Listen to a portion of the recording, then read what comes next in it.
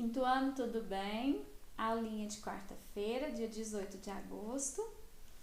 Nós vamos estar falando mais um pouquinho sobre algumas manifestações folclóricas hoje, tá? No nosso livro de português, traz algumas manifestações folclóricas escritas, né? E a gente vai estar trabalhando com elas hoje. Nas páginas 26, 27, 28 e 29 de português, tá? Do livro de português, nosso livro normal do quinto ano. Bom, primeiramente a gente vai estar lendo, né, um poema que foi elaborado, mas ele foi elaborado de uma forma diferente, ele tem uma pegada visual. Além dele ter uma escrita bem interessante, ele também tem alguns recursos visuais que foram utilizados. Esses recursos visuais, eles vão aparecer no decorrer do poema conforme as palavras e as expressões vão aparecendo, tá? Inicialmente, vocês vão estar lendo essas questões que tem aqui em cima para fazer uma reflexão, para fazer algumas observações no poema, tá? Então, leiam cada questão e observem o que é que está sendo pedido. Não tem necessidade de escrever a resposta, tá? É só para reflexão mesmo. Então, olha só que interessante. Leia o poema em voz alta, mas tome cuidado para não enrolar a língua. Vocês já ouviram falar em trava-línguas? Acredito que tenham ouvido falar, já tenham até trabalhado alguma coisa em anos anteriores, tá? Trava-línguas são pequenos versos, né? Ou pequenas frases, ou pequenos dizeres que trazem palavras muito parecidas. E aí a graça do trava-línguas é quando você faz a leitura ou recita aquele trava-línguas de forma bem rápida, tá? Você pode até fazer uma disputa de trava-línguas na sua casa. Quem consegue falar mais rápido no trava-línguas sem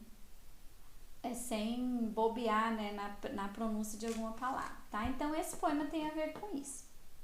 O poema se chama Teste. Diga depressa comigo 1 tigre, 2 tigres, 3 tigres. Se a língua não está dobrada, tente agora outra jogada. O peito de Pedro é preto. Se ainda algum fôlego resta, experimente mais esta. Lá atrás daquele morro tem um ninho de mafagafas, com 7 mafagafinhos. Quando a mafagafa gafa, os mafagafinhos gifam. Se conseguiu a proeza, faça-me então a fineza de responder sem parar. O céu da bota tem lua, estrela, nuvens e pipas? E a casa do botão tem cerca, jardim e portão? Pé de ventos a sapato? Pé de moleque tem calo? Se a todas respondeu, sem demora e com acerto, se todas as falas falou, sem gagagá, guegueguejar, sem trocar, meu peu, apá me pigo pô, vopô cepê, é pé, mais veloz que um tufão. Ô rei da imaginação.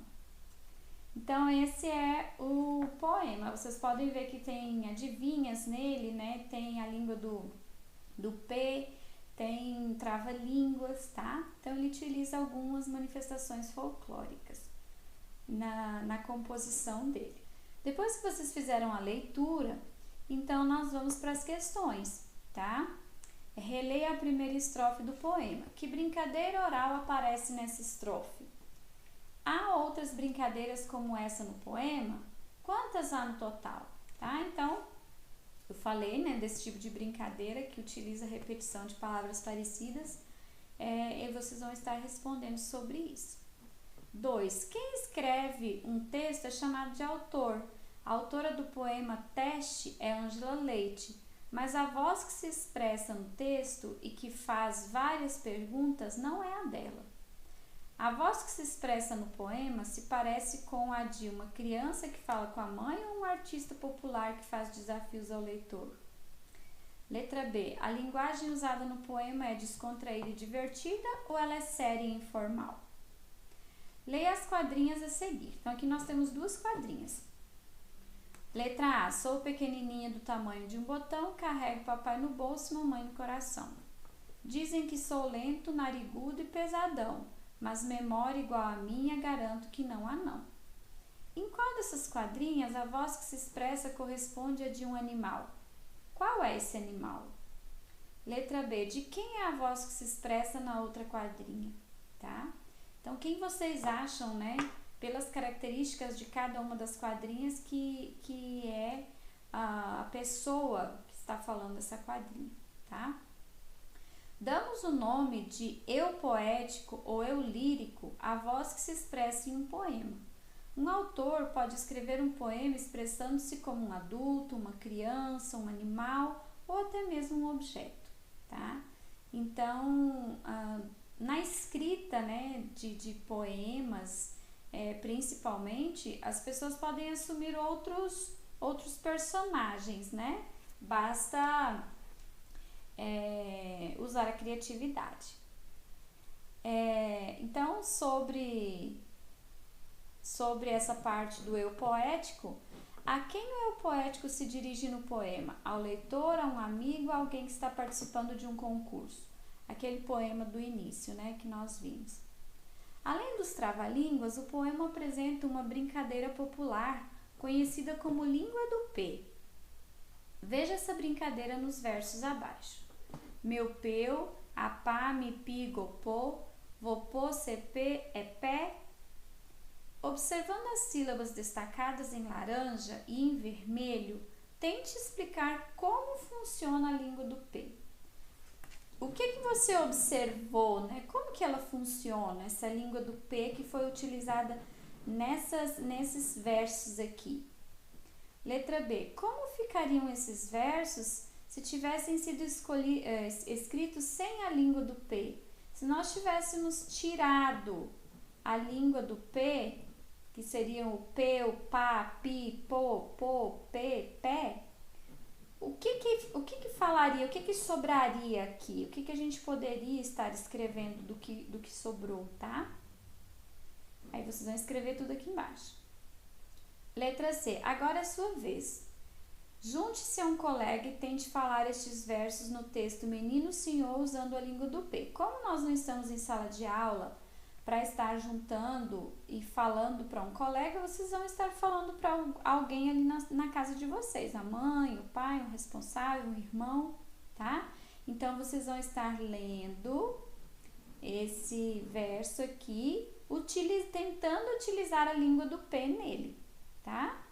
Olha o pirulito doce da Bahia americana, quem tem dente chupa cana, quem não tem come banana.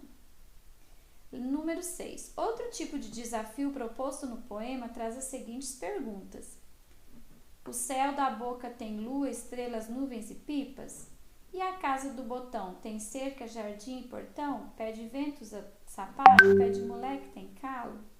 Você responderia sim ou não a cada uma dessas perguntas, tá? Então, essas são as atividades de hoje, tá? Hoje tá bem tranquilinho. Eu aguardo vocês semana que vem não, desculpem, na aula que vem, né? Na próxima aula de amanhã, 19. Não se esqueçam das atividades complementares, tá? Quem ainda não pegou seus livros, estão lá na escola e precisa fazer, senão vai ficar muita atividade para fazer de uma vez só. Como eu já avisei, mandei um comunicado lá no grupo, essas atividades, as que a professora Luciana não corrigir durante as aulas, eu vou estar recolhendo os volumes 1 quando eu for entregar o volume 2, tá? Então, eu vou recolher o 1 para estar corrigindo as demais atividades de vocês, certo? Um beijo no coração, fiquem com Deus e até a nossa aula de amanhã.